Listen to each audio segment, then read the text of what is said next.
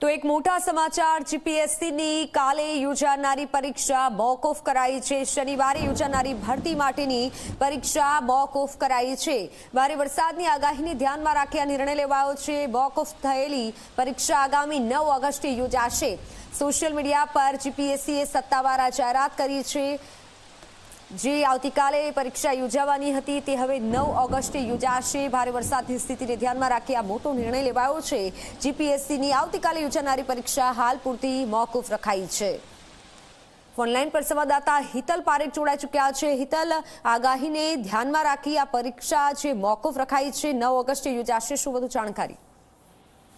જી ચોક્કસ એવું કહી શકાય કે વિવિધ સવર્ગની પરીક્ષાનું આયોજન, પ્રાથમિક કસોટીનું આયોજન આવતીકાલે જીપીએસસી દ્વારા કરવામાં આવ્યું હતું, પણ ક્યાંક ને ક્યાંક જોવા જઈએ તો જે પ્રકારે હવામાન વિભાગે ભારે વરસાદની આગાહી આપી છે ને વિદ્યાર્થીઓને મુશ્કેલી કે હેરાનગતિનો ભોગ ન બનવું પડે એટલા જ માટે ગુજરાત જાહેર સેવા આયોગ દ્વારા આ પરીક્ષા મોકૂફ રાખવાનો નિર્ણય લેવાયો છે। સ્વાભાવિક છે કે આ પરીક્ષાની નવી તારીખ પણ તેઓએ જાહેર કરી દીધી છે અને નવી તારીખ પ્રમાણે 9 તારીખે હવે રવિવારના રોજ આ પરીક્ષા યોજાશે અને તેનો સમય પણ 11 થી 12 નો રાખવામાં આવ્યો છે।